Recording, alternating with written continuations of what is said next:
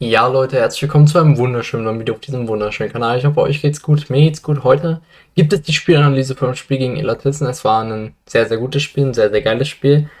Bevor wir anfangen, über uns zu reden, möchte ich ganz kurz große Props an Illertissen geben. Vor allem an das Banner Gerechtigkeit für Hannes. Das hat höchsten Respekt. Danke dafür. Und auch allgemein wurde man sehr, sehr herzlich angenommen. Sehr sympathischer Verein an dieser Stelle, fährt man gerne wieder, so kann man das gerne sagen. Und auch ein sehr sympathischer Trainer, wie ich finde.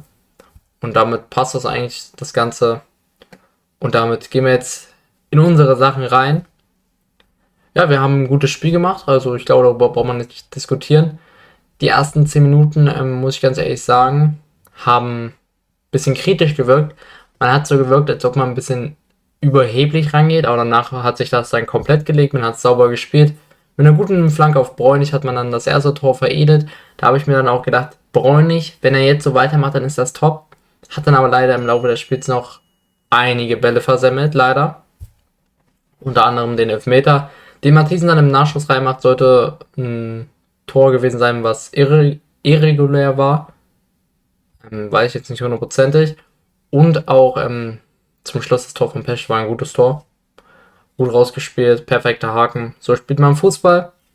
Dann ziehst du locker, unverdient vor allem, mit 3:0 ins Achtelfinale ein.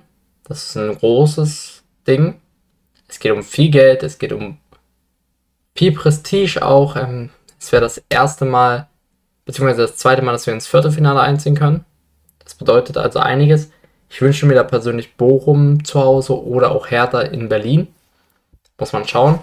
Zur Not kann auch Hertha zu uns kommen, das ist auch kein Problem. Eins von den beiden wünsche ich mir am besten noch kein Bundesligist. Eine Runde würde ich auf jeden Fall noch gerne weiterkommen. Auch wenn wir sicherlich einen Bundesligisten schlagen können, das haben bereits Zweitligisten bewiesen, aber sowas wie Bayern wäre schon unangenehm oder auch Dortmund. Auch Stuttgart ist nicht so toll.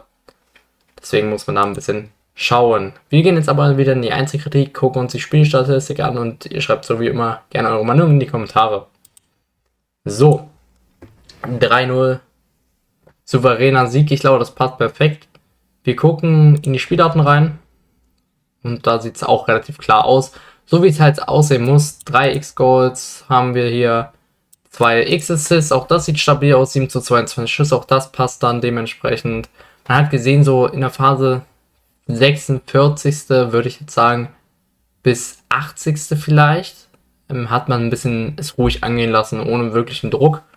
Hat dann auch zwischendurch Illertissen kurz ins Spiel kommen lassen. Das war so der Punkt, wo ich gesagt habe, das darf eigentlich nicht passieren. Aber dann trotzdem solide. 700 Pässe, Illertissen sind nur 58% Pässe angekommen. Das ist eine gute Quote für uns. Flanken 14, davon sind wenig angekommen. Hier muss man definitiv noch dran arbeiten. Dribblings hat man auch weniger gewonnen als Illertissen. Auch hier muss man sicherlich dran arbeiten.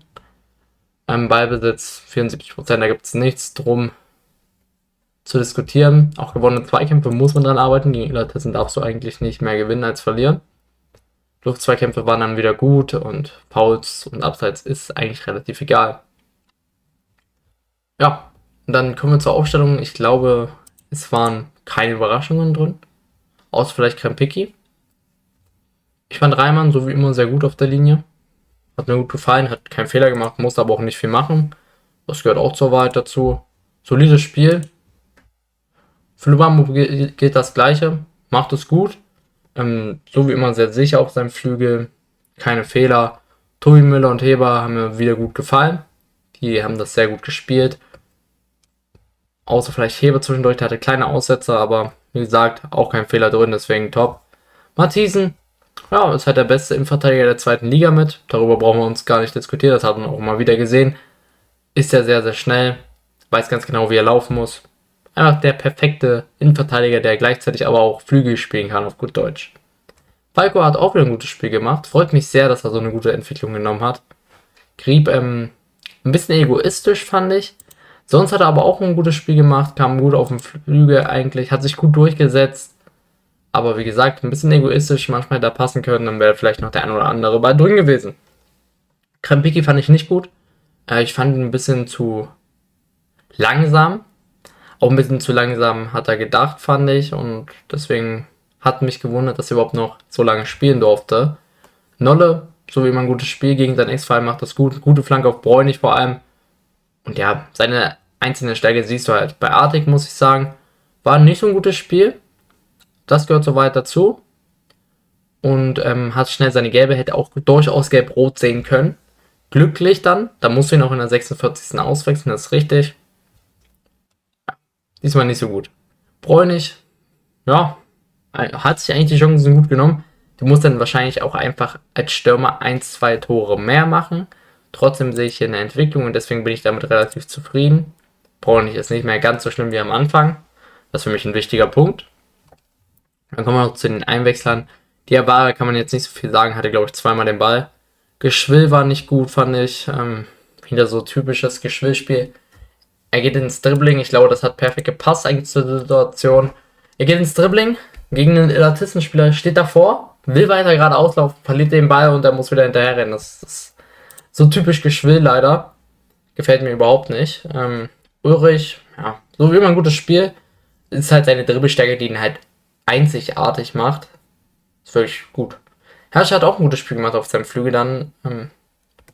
Bringt eine Geschwindigkeit rein, bringt auch einen unbedingten Will mit rein. Dadurch kann er direkt die Qualität verbessern. Und wer definitiv aufgefallen ist, ist auch Pesch. Am Anfang habe ich noch ein bisschen mich mit ihm rumgeärgert, war vielleicht in den einen oder anderen Zweikampf zu unsicher. Danach hat er sich aber das Selbstvertrauen geholt, vor allem durch das Tor, was er gut rausgespielt hat. Hat Geschwindigkeit auf den Flügel gebracht, war gut. Vielleicht sieht man ihn dann nächste Woche, beziehungsweise am Sonntag auf der Seite von Grieb in der Startelf. Das wäre auch verständlich. Und um nochmal ein kleines Fazit zu machen, zu Patrick Sander und Pascal Ibold. Zwei sehr gute Trainer. Das muss man klar sagen. Ihr Auftragsprogramm war aber auch sehr dankbar. So. Ich sage mal, Darmstadt hatte keine Ahnung, wie der FCM spielen wird, dass sie an der Strategie festhalten. Du hast einen sehr, sehr guten Eindruck gemacht. Da hast du schon gesehen, es kann nach vorne gehen. Aber bis halt offensiv nicht durchgekommen. Dann gegen Münster hat man sich eigentlich auch relativ lange schwer getan, hat aber das Spiel eigentlich übernommen. Aber trotzdem relativ unsicher gegen Münster, wo eigentlich der halbe Kader gefehlt hat. Hast du einen Sieg mitgenommen, das zählt. Dann gegen Illertissen sehr, sehr sauber, sehr souverän. Punkt. Und jetzt musst du natürlich gegen Bochum zeigen, dass du Keller-Duell kannst. Und vor allem gegen Paderborn zeigen, dass du auch diese Qualität hast mit dem Sander und Iber-Duo. Da das es erstmal nur heißt, bis Bochum bin ich sehr gespannt, aber ich denke mal, wenn sie gegen Bochum 1 oder 3 Punkte holen sollten, werden sie so oder so im Amt bleiben. Oder wenn es eine unglückliche Niederlage wird. Die Jungs machen einen guten Job. Aber natürlich war das Auftaktsprogramm auch dankbar, das muss man halt klar dazu sagen. Trotzdem wichtig für den Kopf, was wir aktuell da gemacht haben.